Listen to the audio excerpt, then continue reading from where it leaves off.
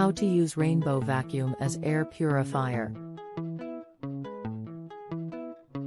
Rainbow Vacuum Cleaner.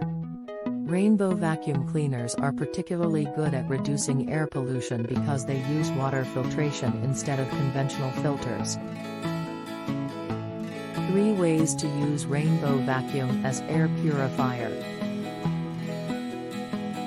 1. The Rainbow Vacuum can be used as an air purifier, but there are a few things to know first. 2. The Rainbow uses water to trap dirt and dust, so you'll need to change the water frequently. 3. The Rainbow can help purify your air and improve your indoor air quality. Does the Rainbow Vacuum really clean the air? Yes, the Rainbow Vacuum does clean the air. Some facts about Rainbow Vacuum. The Rainbow uses water to filter the air. The Rainbow is also noisy, much louder than other air purifiers on the market.